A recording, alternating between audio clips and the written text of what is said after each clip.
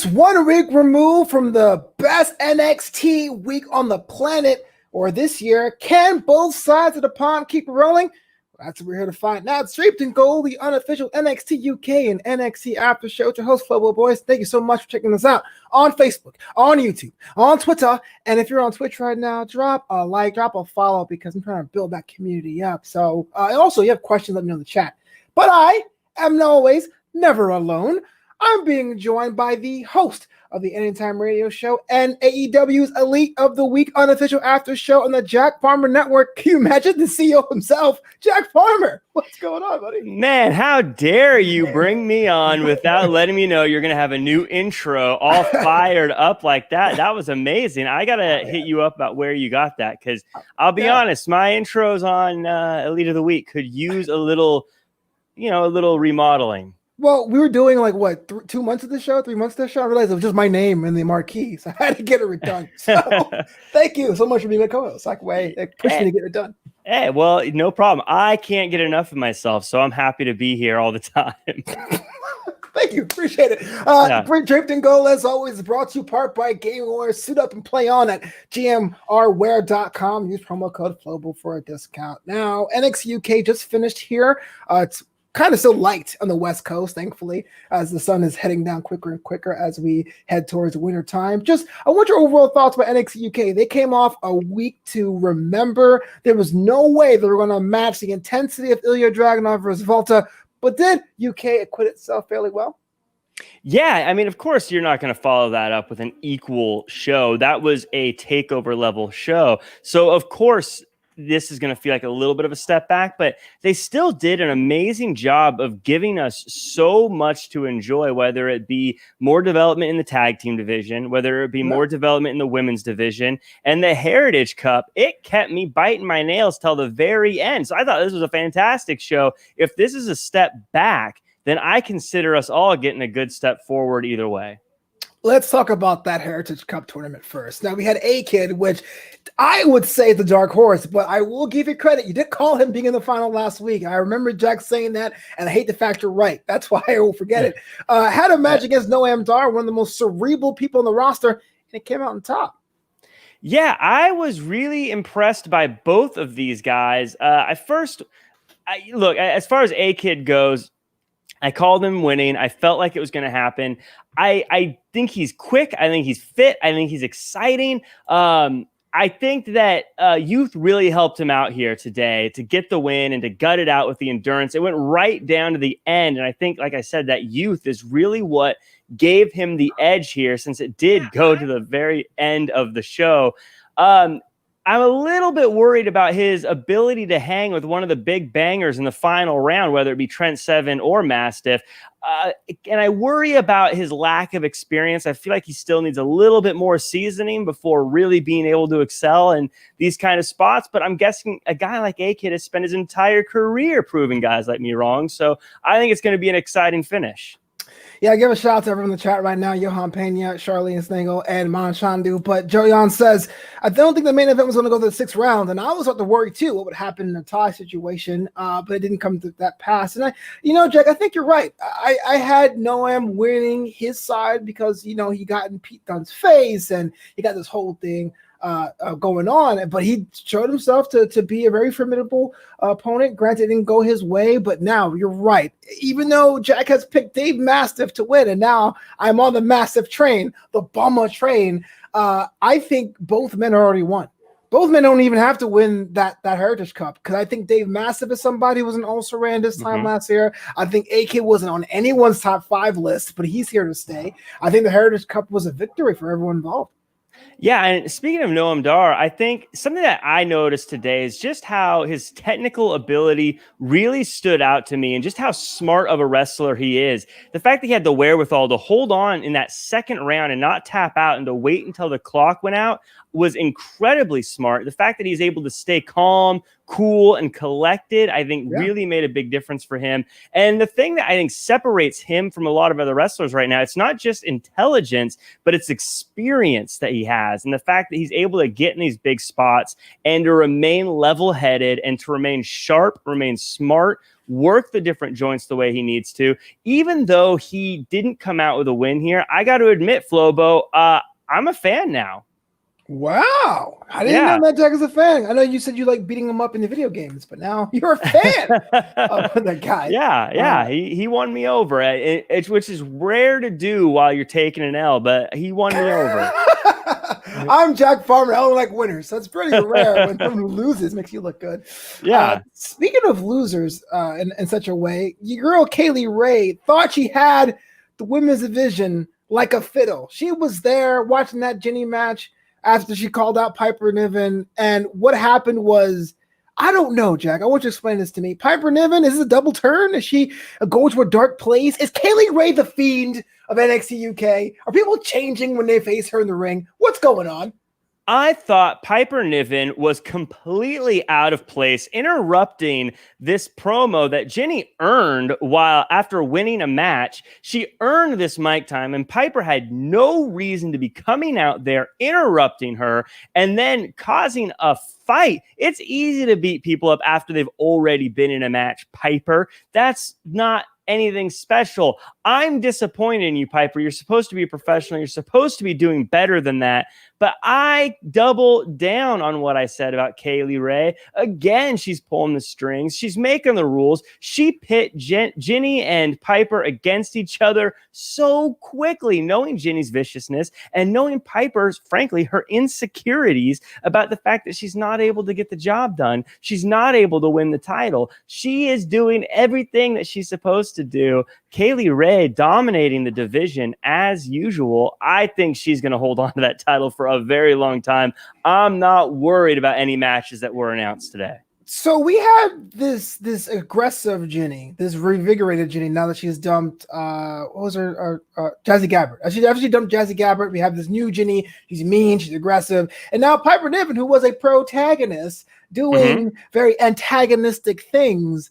I don't want to say it's WrestleMania 13, but was this a double turn, Jack? was this Stone Cold Bret Hart? Was this a turn?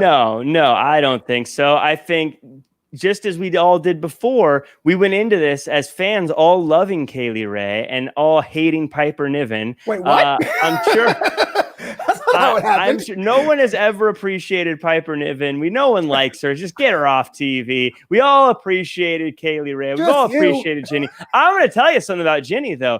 This Jack Frost is a fan of the icy witchiness of Jenny. I thought she did great. I liked watching her tell the referee how to do her job, telling her when she's ready, reminding the ref that she knows the rules. I think she did a great job of playing the mental game here, getting an impressive win over someone who's newer, someone who's younger, but Aaliyah James, by the way, her NXT debut, I don't want to jump the gun here. I think Aaliyah James did a great job. They said that she was in the embryonic stage of her careers, but I think if that's the case, she has a bright future.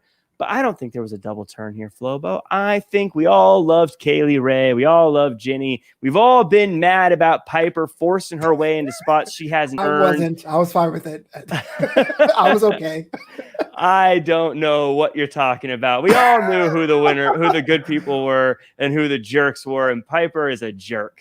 Well, okay. I agree on two things. One, Aaliyah James, which I realized I followed her on Instagram for a year. I had no idea.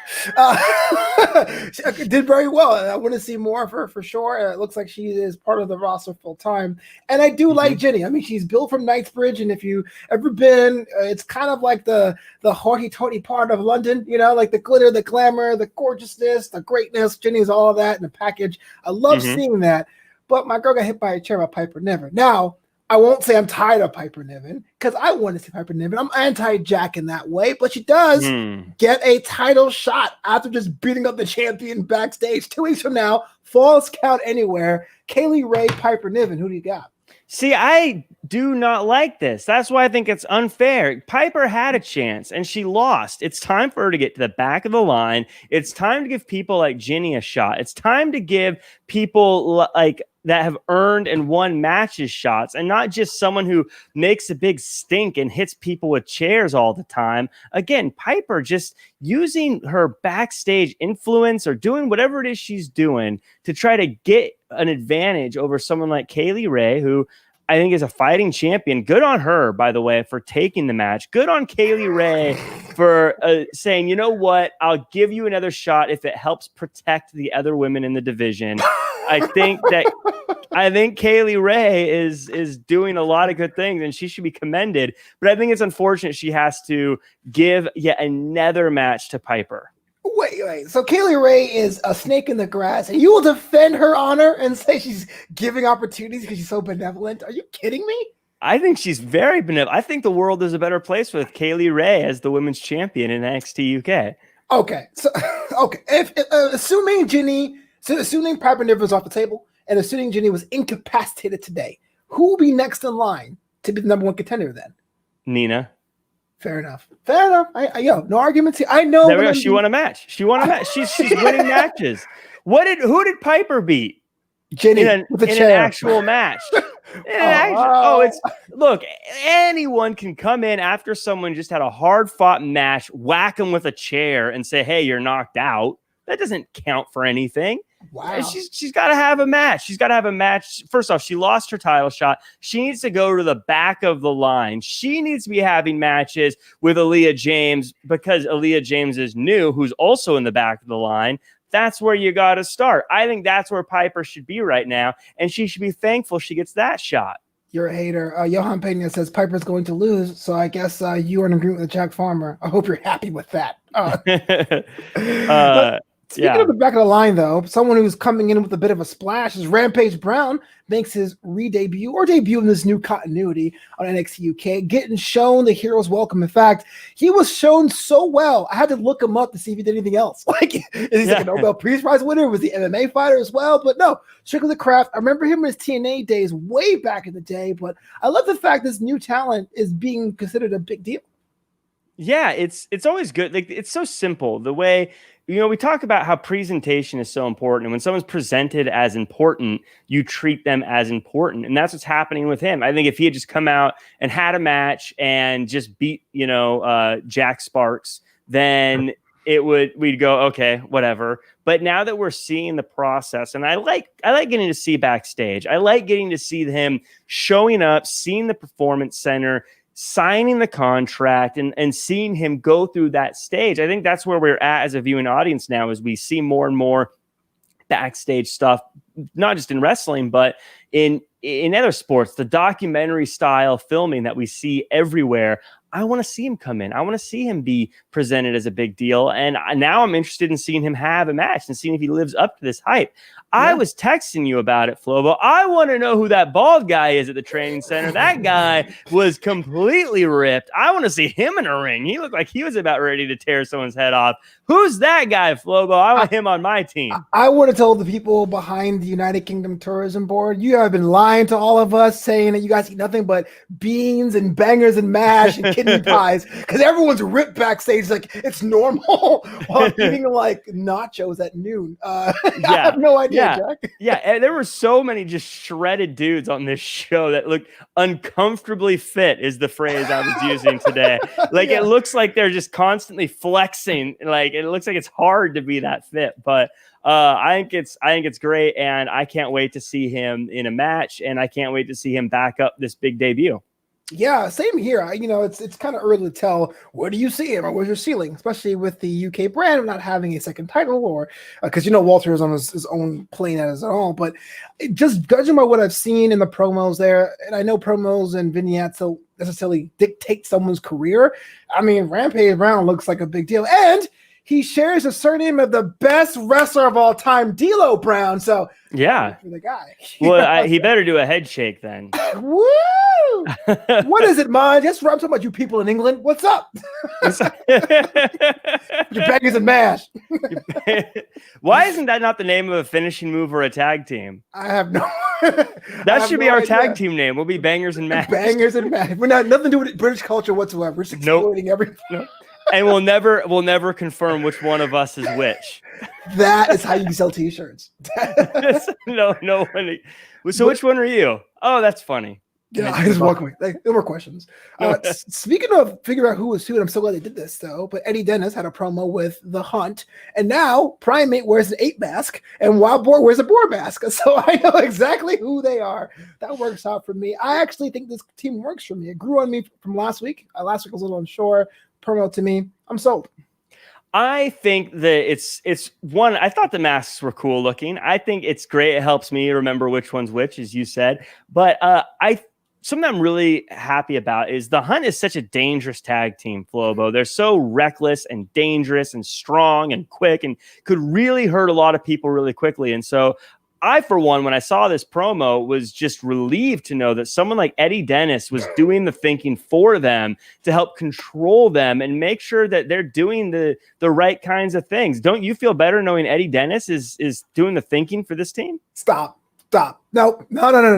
For what, 15 minutes in, and you've already said Kayla Ray's amazing, Piper Niven's a menace, and Eddie Dennis is so grateful to help these two people out. What kind of alternate universe are we in right now? Eddie Dennis is a snake, man. Eddie Dennis was a headmaster, a teacher, something that you could say is one of the most selfless jobs you could ever have. I think he's a saint. And I think we need to start, unless you're someone who says that you don't think teachers deserve any more credit. Is that what you're saying? My opponent is railroading me now. I'm not going to fall for this politics. I'm not saying that at all, man.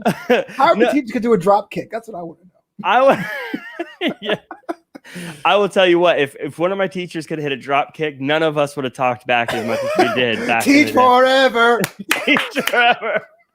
Now, as I was saying, X plus B equals C. But I love that. I love this pairing. I love that you have someone who is such an intellectual, helping to manage, helping to point the direction of a group that's so physical. It reminds me so much of just like, the brains and the brawn coming together. And the Hunt, I think one of their weaknesses in the past had been the fact that they are so wild and so reckless, and they haven't had the ability to be focused on something. And someone with Eddie Dennis, whether you like him or not, providing that direction is going to make them such a formidable and dangerous tag team for everyone involved. We talked about it the other week, NXT UK tag team division. It's getting stacked very quickly. Oh, yeah.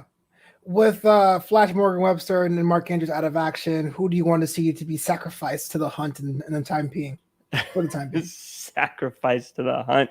I mean, it's so tough. Like, honestly, as you say that, I go through my list of names, and I think I don't know who they can be sacrificed to. As good as they are, everyone seems so loaded up over there. Pretty Dangerous is the first one I think of, but I like Pretty Dangerous. I don't want to see them get destroyed, and they're buddies with Eddie Dennis too, so that doesn't make any sense there either. I don't know. I want to see them. I just want to see him tear people apart. I want to see him pick on individuals for a little bit. I want to see him double team some people. Yeah, well, your boys were in action in our first match day in a 6-man tag with teaming up with Sam Gradwell against Gallus. Gallus is back, man. I don't know what their theme song is. It's like Scottish country music, but I'm all about it. You know, I mean, the Coffee Brothers and Wolfgang, they're awesome. Now, I know we're talking about like alignments again. They don't really exist now, but on paper, these were two antagonist tag teams. Are we seeing a kinder, gentler, more approachable side of Gallus? Like I said, with that country music, I've been saying Gallus like the UK Cowboys. I love it. They remind me of a cowboy team. And as an American, I love seeing that. They're big, they're strong, they're rough. They're just a mean old crew. I think that's what Gallus means in Latin, but I think it means cocky in Scottish. I don't know what Gallus means. I'm American. But I do know that I love this team. As we talk about the NXT UK tag division getting stacked up and reestablishing themselves, my one fear is I just don't know if anyone can establish themselves at the level of Gallus. They just seem to steamroll everyone. And now that Coffey's back, geez, that guy is just like a motor, just a heavy, strong, powerful hunk of machinery. I don't know who can challenge them, but I love seeing Gallus on the other side of things, Pretty Deadly, and Gradwell. Gradwell looks like a creator wrestler. Yeah, straight up. Even the name Gradwell. Yeah, I mean, he's a rough Blackpool style wrestler, which is cool. But I always worry about a guy who spends that much time on his hair that doesn't look as good as Pretty Deadly. You know what I mean? He's straight up like Baron Blade from 2K17. Like, yeah. Straight up. Yeah. Yeah, I don't want to cut the guy down because clearly he's shredded. But, I mean, man, you got to – if you're worried that much about your hair, then you've got to then you're worried about the wrong things. Again, unless you look like Pretty Dangerous because pretty they're attractive fellas, so they can pull it off. They're giving me Hunter Assembly vibes, and that's kind of weird because that gimmick was 30 years ago. But yeah. it's true. It's like, I remember this, all the promos and whatnot. Before we move on to the American side, Jack Farmer, I'm looking for a bit of a caffeine pick-me-up. Can you help me out? You came to the right place because if you're someone who likes caffeine, if you like getting a good start to your day, or you like a little midday pick-me-up, have I got the coffee for you. You get it at www.thebroasters.com, where you can get all kinds of flavors, all kinds of coffees, even the decaf stuff if you're not into getting the jitters. But you can go there, use promo code BROCODE1, you get a discount and a little bit of swag, and you're going to get the best coffee. Here's the thing. I know what you're saying, Jack, all coffee is regular coffee, but this coffee, it's all organic. It's all single origin. It's roasted weekly, so it's fresh, and you're supporting small businesses. I tell you what, Flobo, I can't think of a single reason not to go to www.thebroasters.com and use promo code BROCODE1, and I bet you can't either. I can't. Probably if I was a lame-o, that'd be the reason why. If I'm a square, I won't go there. Before we get into NXT, I have an article that I read this week from the Boston Wrestling MWF podcast and retweeted by Wrestling Inc., the website. Okay. They interviewed John Senior, Pops, as it is, and the subject was about a face of the WWE and against the rising star slot, right? He says, quote, "It's not going to happen because the way the business has evolved. I repeat, nobody will ever carry that company again for the length of time that some of these past superstars did," he said, while adding that his son, John Cena, was the last true face of the WWE. The reason why I'm asking this or bringing it up, Jack, NXT usually has the burden of being the star factory for the main roster. Do you quite agree with Senior's remarks? No. I get why he's saying it. Things are certainly different, but we've had discussions similar to this in the past. And I think a lot of times you don't appreciate people until you look back. And right now, the fact that you say Cena, or someone would say Cena was the last one, I look at Roman Reigns and look at how big he is and what he's doing now. And I know everyone's right. Oh, Cena was bigger. Sure, but Roman Reigns isn't done yet. But look back at his career, man. He's main evented a ton of WrestleManias. He's won a ton of titles. He's been like in the final four of the past 8 Royal Rumbles, by the way. He's got a ridiculous Royal Rumble record. If you don't know it, you got to look it up.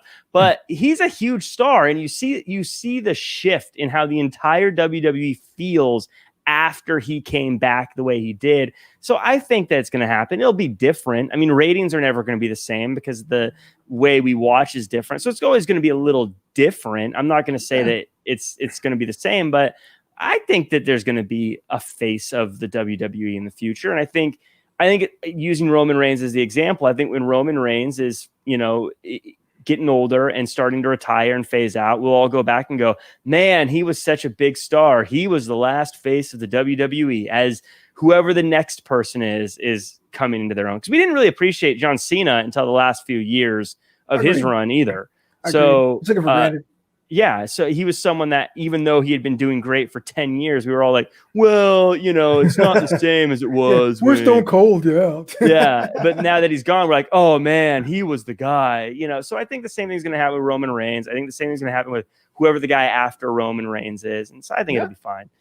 Well, let's talk about our main event last night, an NXT Classic, NXT Prime. It was Tommaso Ciampa versus Velveteen Dream. Some would say in some circles at some time, and these guys will probably be future faces of the brands that they're on. Right now, for whatever reason, these guys are in NXT, probably not at their maximum potential, but the match itself was still a banger. I abscond from any kind of analysis because I have my own personal feelings about this. But your opinion about this main event, Tommaso Ciampa, Velveteen Dream, shutting out the lights.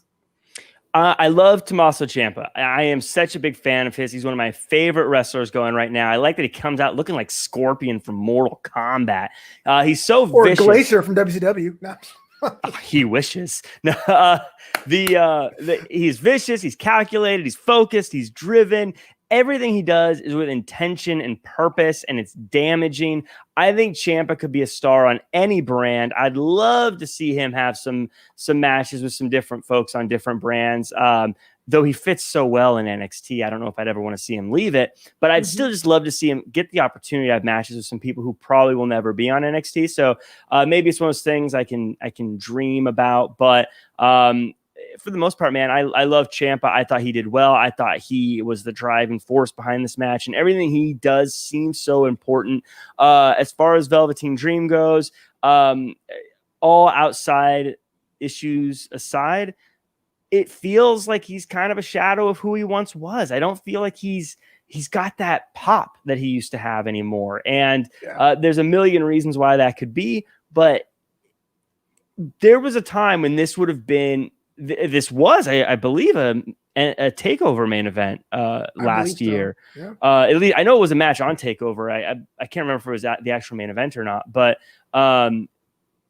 this, it felt like we were getting a watered down version of Dream, or not just in the way he was presenting himself, but also in the way he wrestled. It felt like he was getting kind of beat up the whole time. It didn't feel like he really got much in. He's kind of become a punching bag over the past few months. It is kind of weird how that's been. What up, Beast? Can't wait for that tournament next month, man. I think you're kind of right. I think, and we talked about this a little bit on text, and I don't want to get too deep into it, but it's kind of hard to like really show the provocative side of Velveteen Dream if you have these cloud of allegations. I mean, this was a guy that like humped his couch and had like models come down to the ring. Mm-hmm.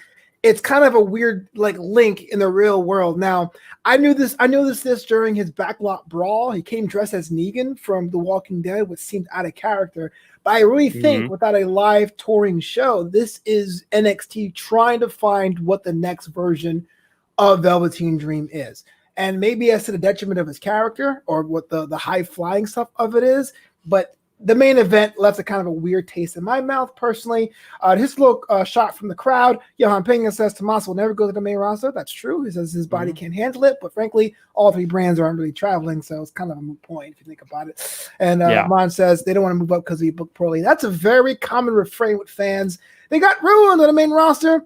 I say this, we have a character that works. You try to bring it to the fold. You have to bring that character to work in that universe. Sometimes it works. We're talking Bianca Belair. We're talking Sasha Banks. We're talking Nikki Cross. Sometimes it doesn't, like Sanity.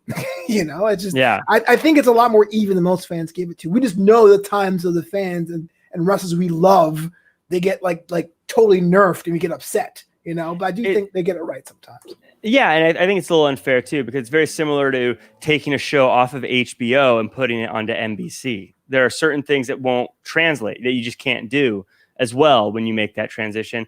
Also, the big thing, and I've mentioned it before, but the thing that no one ever gives the main roster the exemption of is that when they bring someone up from NXT, they don't get an extra 10 minutes every week to do their thing. And that means that someone has to end up looking like the guy that loses. Someone's got to be the person that takes the fall every week. And just because you come up to the main roster, just because you come up as the star in NXT doesn't mean you get to suddenly be the star on the main show. It might mean that you end up having to spend some time earning your spot again and starting over in that regard. And so, you have let's say Keith Lee, for instance. A lot of people were bummed out. He got promoted up to the main roster and then transferred. Third brand. Oh yeah, okay. He got transferred to the main roster. You're already here. And he, I think a lot of people were bummed out. He didn't suddenly start a world title feud and become the most dominant person on Raw. But does that? To be fair, they got mad because he wore a skirt. I think the skirt is what killed it for him. I'll be honest, that was really bad. The attire change was terrible. But I think that also the other side of it, I think if people are bummed out that he's not presented as the same way, but who is he going to be beating up? The fact that he's going toe to toe with Braun Strowman is a good thing. Even if he's not getting wins over Braun Strowman's a former champion. Braun Strowman beat Goldberg. Braun Strowman is a huge deal. To be in the ring with him is a huge deal. And people need to understand that just because you're not getting tons of wins over the biggest stars doesn't mean you're not getting used properly. It means you're earning your spot. I agree with you 90%, but 2020 Braun Strowman's not a huge deal. He's not. I'm sorry. He's not. He's a guy oh yeah, I remember that guy. He has so much potential. Woo. He's still a star, I think. I mean, he's still a deal. He's not as big of a deal as he was. I'll give you that, but he's not nothing. I think similar to the Big Show, Big Show was someone who in the twilight of his career wasn't necessarily the biggest star in the world, but you don't work with him if you're a nobody, if they don't have plans for you. You've got to be somebody to get to work with him. I want to give a shout out to Lisa Darling. She says, have to catch up at NXT. She'll catch my show later. Oh, that's awesome. Appreciate it. Thank you so much for being part of the crew. We enjoy it. I had to go and switch over to the most tweeted moment of last night's episode, blowing through impression expectations, specifically when Pete Dunne murdered Killian Dane. But before that, it was Pat McAfee's group getting involved with a rematch between Drake, or Team Dank, as Jack calls him, against Ever Rise. Pat McAfee seems to be the guy. Everyone loves him as being the hottest heel this side of Maxwell Jacob Friedman. Thoughts about this? Now we're settled in, Jack. 2 weeks in, we know what the crew, what they stand for, what they want. How do you feel about the group now? I said it from day one. Pat McAfee is the greatest ever. He had the greatest debut. He's the greatest on the mic. He's got the greatest stable. And did you see Pete Dunne, Flobo? He was looking like P90X. Nay, P180X. He wasn't just CrossFit. He was Chris CrossFit. He wasn't just 24-hour fitness, Flobo. He was 48/7, 24/7, 7-Eleven, I-95, South 2020 European TV champion fitness. Birch and Lorcan crushing it for years. And when they went to hoist up the banner, did you see how they even did the right thing and they believed in democracy and they waited for all the votes to be counted? Pat McAfee, I'm going to say it. He's more important to NXT than Adam Cole ever was. He's more important than the Undisputed era ever was. He is more important than Triple H ever was. He burned the Undisputed Era banner in a trash can, and it was a bigger statement than Ambrose burning his Shield gear, a bigger statement than Kane getting set on fire in an Inferno match, and a bigger statement than Medusa throwing away the women's title on WCW TV. Pat McAfee has more attitude than the Attitude Era, more ruthless aggression than the 2000s, and Pat McMania is running more wild than any maniac we've ever seen. Remember where you were last night, folks, because as Pat said, quick reminder, he's the greatest and you suck. I feel like I stumbled inside of a love note. Here's what the chat says. Ms. just called. He said, really? Fancy Jack is drunk. Jack, what is wrong with you? And what's in that coffee? Well, let's just say I agree with everyone else on the planet. Are you mad? Man, Pete Dunne, which I love to death, looking a little bit too much on himself, Tanner. Fine with that. Not knocking that. He is in a group that's done things that is unconscionable. Drake and Dane are just want to hang out, beat people up, listen to pop tunes, and it got destroyed for no reason. How can you support that? How can you say that's befitting of the best group, the best person. And how dare you say Pat McAfee the best of all time? He's 0-1. You can't be the best by losing every match you had. Listen, this is what Killian Dane gets. He knows how important it is to align yourself with the right people, and he aligned himself with the wrong person. That's why he's in Team Dank. That's why he's having matches with Everrise. Pat McAfee did him a favor. I think Pete Dunne did him a favor by kicking his head in that door. Pete Dunne should get a thank you note from Killian Dane for what he did. Come on. A handwritten, sprayed with perfume with a little bit of glitter put on it. Thank you note. What is wrong with you?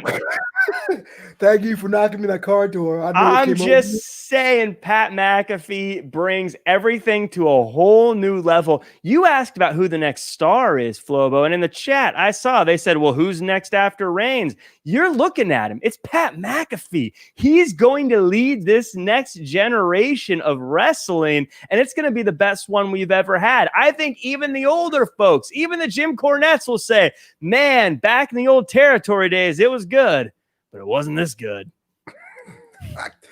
We have to move on because I'm going to rip this microphone off this table. Pat McAfee's the best of all time. Okay, let's talk about someone who is getting the rocket, getting more exposure, getting seen as possibly the face of NXT heading into the winter. Our homegirl, Shotzi Blackheart, and again, the match against another star, Toni Storm. The match itself, I want your thoughts on that first, but definitely what happened after report went out for the tank, because that one bit the dust. Jack.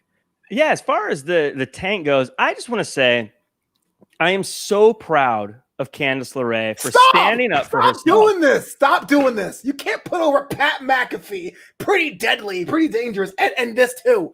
Come on, Jack. Are you Kaylee Ray? Everyone who's just a heel is cool to you now?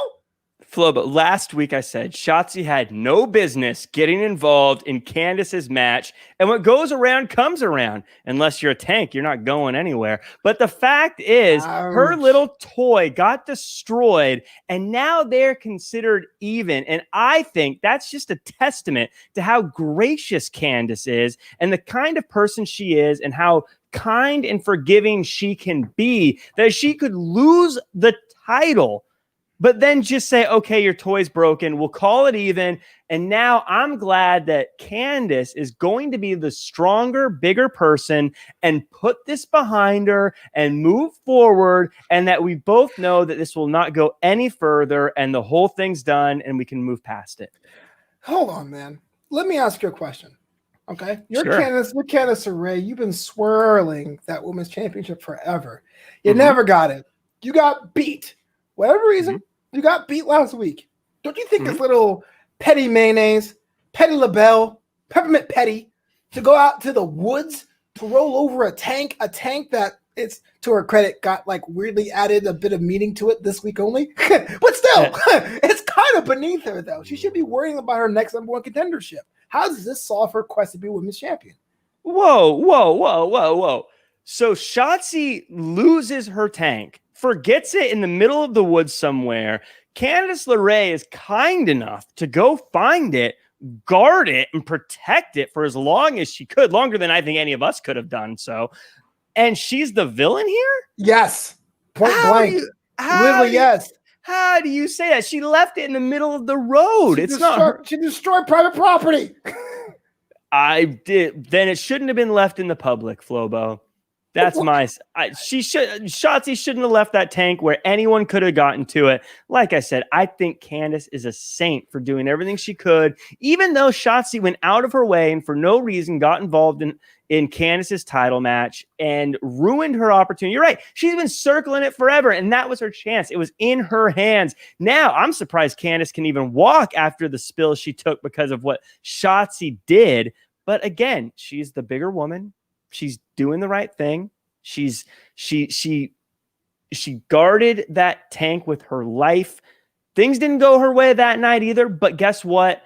Now she can put it behind her. Now they're even. Now they're all good. And unless Shotzi's just some vengeful person who can't get over anything, it should be done. I can't believe I'm saying this. We have a question from a friend of the show, Haywood Wong. He says, what would break us if we lost something like Shotzi's tank? What is something that if I came to your house and destroyed your Seattle Sonics poster of Sean Kemp dunking on someone, what would you? Kemp. No, not Sean Kemp. Take the glove. Take the glove. Take the At their peak, I was definitely a Sean Kemp guy, but looking back, I should have been a Peyton guy. I don't know if I have anything like that would really be that important to me. That, I mean, as far as a physical possession, obviously, like if someone was to break my cat, I'd be devastated. But like, break a cat? That sounds like a mixed metaphor. I don't know. For some reason, when I said that, I imagined the panel from the Batman comic where Bane broke his back, but Bane holding a cat instead. It's actually a bigger cat. It's just like, I was born in the darkness. That's a really good question from Haywood. I can't think of anything. For the longest time, it was my title belt because I did save up for it. Yeah. But like, you know what? What's possessions, man? I've evolved past that. Yeah. 2020 changed my life perspective. The things you own you, Flobo. You can't live that way. It's true, man. Everything's a liability. What are assets? Yeah. I don't know. I'll probably think of something as soon as we hang up, but okay.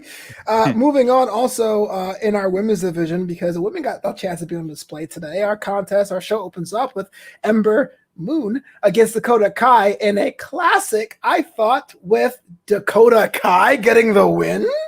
Yeah, I thought this was great. I think, I was saying, we were chatting off air about how Dakota Kai really has grown as a performer so well. And something I tweeted about actually is how NXT is so good at just elevating their stars. And whether or not you want to say their lateral movements or promotions, they have so many people taken away from them, yet they're so quickly able to get more talent to fill that space. And Dakota Kai, for me, is definitely one of those people. I feel like she is easily someone who I could see as a champion. I could see her competing for that title. I could see her doing something lower on the card, in the middle of the card. She's very pliable in that way and very durable in that whether she wins or loses, I think she still remains so valuable to the brand as well.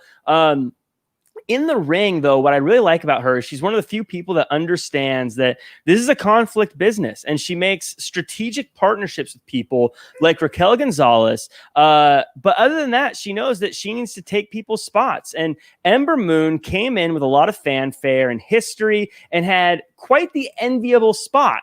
And that's why Dakota Kai is there to take it. It was great to see her get such a decisive and clean win today. And also shout out to Raquel Gonzalez, who I think she saw that Ember maybe looked like she was hurt or wasn't doing that well. So she got up on the ring apron and went to check on Ember Moon and make sure she was okay. I think Ember should be writing Raquel a thank you note as well to show the care that she showed last night. The thing is, I listened to you and I was like, you know what? Jack is right. Because I was going to say a year ago, from this month or even before that, we sat in our own network and you're like, Dakota Kai, I don't really get it. I was like, no, Jack, Dakota Kai is the star of that team. And I'm right. That's why the part I'm totally agreeing with you. But you had to go and ruin it and be like, oh, Raquel Gonzalez, trying to see the well-being of her client's opponent.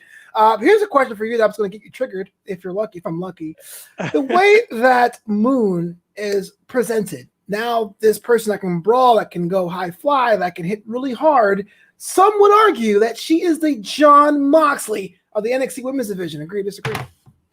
The Jon Moxley of Jon Moxley. Yeah, that's an interesting comparison. It's tough because, and I don't mean this to be snobby or anything. You've been doing all day, Moxley, Moxley wins.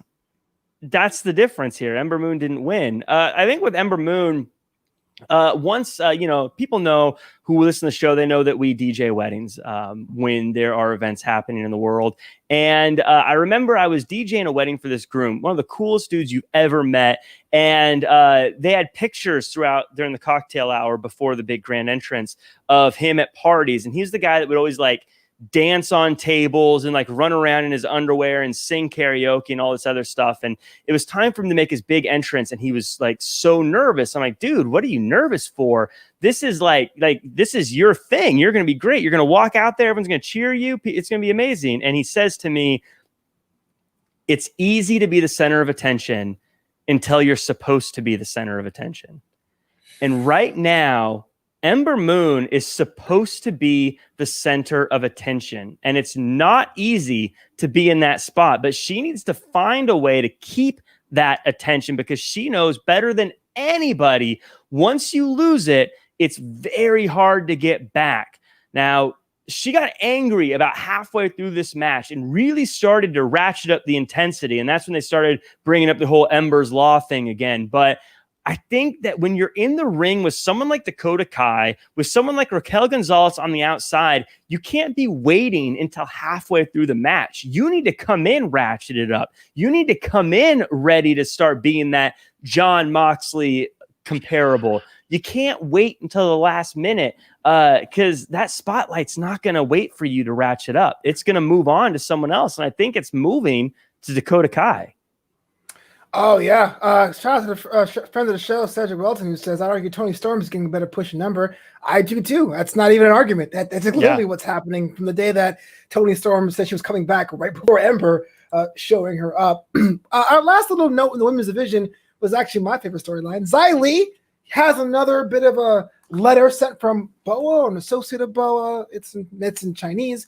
We don't know what it says specifically, but she asks for a match against Raquel Gonzalez. Notable because I would think in any other week it would be Ember Moon challenging Raquel Gonzalez, costing her the victory last night. But it seems next week, possibly, Xia Li may be having a match against Raquel Gonzalez. And Jack Farmer, is Raquel gonna kill her? Yeah, it's interesting. So she's getting letters from her family, and when asked about what it was, she said it's none of your business, yet then proceeded to read the letter live on camera in front of everybody, and then say that based on the letter that Regal needs to give her a match next week. Well, that sounds like it's our business, Xia Li. I think it sounds like maybe it's impacting everybody else, and maybe you need to share what's in those letters. You're just nosy. That said, yes, I am. I would totally go to the trash can and fish that out and read it later. I didn't read Chinese. I didn't read Mandarin. I can't read it, so I would just make it up. And, she's very happy here. And then I would spread the rumor as if it was real news. So she wants a match with Raquel Gonzalez. She didn't look too happy today when she was talking about the letter. Didn't look too happy after she read the letter. And Flobo, I don't think she's going to be much happier after a match with Raquel Gonzalez either. I don't see that ending well for Xia Li at all. Yeah, I worry now with this last beat of her family sending this that it may wean into a little bit of Asian stereotype of dishonor it. But I do think I'm still open to the fact of seeing what would happen if she lost again. Maybe her family isn't her literal family; it could be part of a stable. Then I'm all board about that for sure. Is Boa? Are we implying that Boa is her family? No, we're implying that Boa knows her family, or they're bounded by Mandarin. That's as far as it goes. Okay. But Boa's relationship hasn't been established. I don't think he's a cousin or anything. That sounds like a very poetic and cool thing to say. Like, we're bounded by Mandarin. It's just yeah, that's a new rock band, dude. Bangers and Mash, bounded by Mandarin. That's the name of the album. Yeah, exactly. To me, I thought that. I'm interested to see that match. I just felt like, okay, you have one more beat of this, and then something has to happen. That's just me personally. Yeah, I think, you know what? I'm going to make the prediction here right now. I think Xia Li wins it. I think she beats Raquel Gonzalez. Whoa, really? Yep. Clip this out. Remember it. I predicted A-Kid. I'm predicting Xia Li. That's my prediction of the week. I think she's going to get the win next week. Cedric asks, why are the givens at this Mulan-esque angle? I mean, my Mulan got wins. Xia Li hasn't done that yet. But Jack says next week it's going to happen. Yeah. By the way, Mulan-esque, Cedric, she's not dressing up like a dude. How is this Mulan? It was that Mulan dressed like a dude and joined the army? That's the one? Well, the original one. I didn't watch the remake. Is it a remake? Yeah. If she gets a hilarious cartoon dragon, I am all on board. I'm just here for Szechuan sauce. Speaking of things that are absolutely bat crap weird, Cameron Grimes had a match against Kushida. Bat crap weird. We can't buttless chefs. We can't curse her. But Cameron Grimes had a match against Kushida, but apparently he is spooked out at zombie refs. Racial undertones aside, Jack Farmer, what is going on with Cameron Grimes? Why did that? I felt the same way. Why did I feel like, well, it's inappropriate for him to be a zombie? Like, I thought that. I was like, wait, why does that feel like it matters for this? I think we should be proud of Cameron Grimes for moving on from what has to be a traumatic experience, Flobo. I mean, it must have been for him. I blocked it out. I don't even remember what happened just because it was terrifying. I can tell you that was a match that Dexter Loomis won. I'm just saying that the guy with the eyes. Fair enough. I'm putting my finger to your mouth.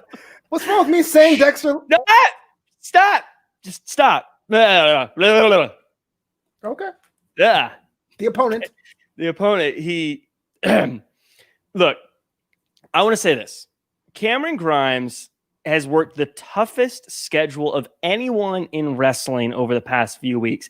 First off, he traveled to some dirty cabin in the woods. Then he came back to the ring 2 in one night. Then he got in the ring with a red hot Kushida, and he does all of this while remaining cool under pressure. In fact, he was able to survive a hoverboard lock, and he didn't even tap. He just gutted it out. Have we seen anyone survive the hoverboard lock like that? I don't think so. And then not only that, but he was able to pin Kushida for the 1, 2, 3, if not for the fact that Kushida, in an errant display of recklessness, knocked out the ref. If that didn't happen, then right now Cameron Grimes would be holding up his hand in victory. But of course, this zombie ref was friends with Kushida and trying to antagonize poor old Cameron. He's not a zombie. He's not a zombie. Are you sure? I am positive. Would you let him into your group in the apocalypse? I would not. I mean, there's 6 feet of social distancing. There's a reason why I would let anyone.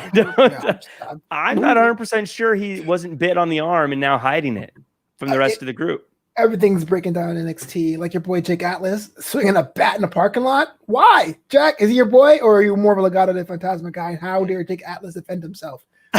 Defend himself? Whoa. Okay, I get it. I get that there's a level of you and I, we park our cars in different garages on a lot of these people. To say the least, Jack.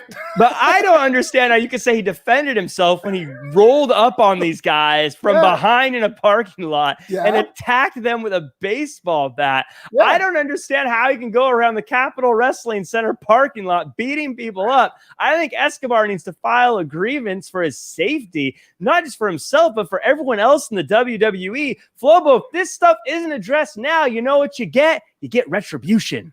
That's what you get. You need to stop it now. Jake Atlas is unhinged and he needs to be restrained. You can't be unhinged driving a Mazda. Come on. He's gotten it. Legado got what they deserve. Jake Atlas is defending himself what happened last week. That's all I'm saying. How would you feel if they rent a car for you to do this scene in and like they roll up with a Mazda and you're like, oh, they didn't have any like BMWs or anything. Like, no, it's a family car. It's a CX-4. Good luck. Can I drive something cool though? Let's see. One time I put my car in the shop and they gave me like a 2008 Toyota Matrix. I was like, for real? I can't be seen in this. I got so mad. It's always like when you're like during the week when you need to like see people and they're all gonna like see right. It's like, oh. Cedric is right. A grievance for the guy kidnapping folks for 3 months. He's absolutely right. He didn't kidnap anybody. He took them to a party and they had a good time and now they're all friends. So when they say, no, what are you doing? It's them saying, yeah, let's have a good time. It's slang. It's like saying bad when it's good. Like, that's so bad, man. Oh, what is this, 84? You bad. You ain't bad. People don't say that anymore?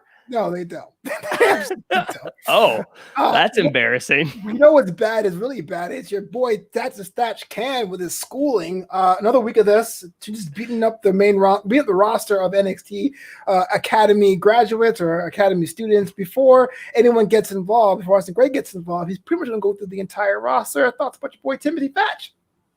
I understand why some people don't like him. I mean, no one likes their teacher when they're teaching, but later on in life, they look back on their lessons and they apply it in real life and they go, oh, that was a pretty fond memory. I had a pretty good teacher. And that's why I think being a teacher, as I said, is such a selfless act, Flobo. I don't like your condescending nature towards teachers. My teacher never put me in a sleeper hold. I'm just letting you know that. That's not how teachers educate. I think Timothy Thatcher is a selfless wrestler, a selfless teacher, and dare I say, I think he's a mentor. I think that these people who are so mad at him are just completely thankless and selfish, and they don't realize just how much stronger he's making them. He's another guy that looks uncomfortably fit, by the way. You know what? I had enough of your crap. Before we get out of here, though. I've been terrible today. I can't stand you anymore. Before we get out of here, I just want to say my man Bronson Reed was there this week, but he will be back soon, hopefully. But now it's time for GameWare presents the MVP of NXT. Jack Farmer, 2 shows, 3 hours. One giant ocean separates both brands. Who is one person that stuck out for you on this week's NXT program? I have to give it to A-Kid. I think that he was an underdog in this entire tournament for the Heritage Cup. He's proven himself multiple times now over some tough competition. I think a lot of people had assumed that he wasn't going to make it out of this round, and he gutted out a tough performance against a tough competitor, and now he's making history. He's in the finals for the first ever Heritage Cup. That's not something that goes away. It's something that stays in the history books forever, and I think that he earned it this week. Yeah, I think we're pretty much in unison. I think A-Kid showed that he arrived. Whether or not, I'm not sure if he's going to win the cup or what have you, but he's definitely going to be part of the NXT UK plans. That's right, Elliot. Bronson Reed is going to slap so hard because it's about time Colossal get his due. You know you're dope when I buy your shirt for full price. Before we get out of here, Jack Farmer, man, thank you so much for hanging with me on Draped and Gold, the NXT UK, NXT Aftershow. Where could the world find you? Online. You can find me on Mondays at anytimeradio.com. It's a radio show where I play requests from listeners like you. This coming Monday, it's going to be a special theme of your favorite sing-along song. So hit me up at Anytime Radio on social media and let me know what songs you like to sing along with. Might make it on the show. Every Tuesday, you can check me out on the Everything Tournament where I chat with Flobo, Heidi, and Evan about everything and try to figure out the best everything out there. This tournament, we're breaking down everything in Marvel Cinematic Universe. So if you like Marvel, check it out and figure out what part of the Marvel Cinematic Universe is the best. Every Wednesday, I do Elite of the Week, where we break down AEW Dynamite. And Thursdays, I'm here with Flobo talking about Draped in Gold. You know what? This MCU tournament is already unfair, man. Stop the voting. No, I'm just kidding. All right, it's your boy Flopito. You can follow me all on social media at Flobo Boyce. Support the homie and buy a t-shirt. Not this one. This is Bronson Reed. But buy one of my t-shirts at flopito.threadless.com and learn more about all the other shows I'm working on at newamsterdam.com. That's KNEWamsterdam.com. I'll be back here in a couple hours for Commander's Log, the unofficial Star Trek Discovery post show. But until next time, Jack Farmer, say the words. Do your best and be yourself.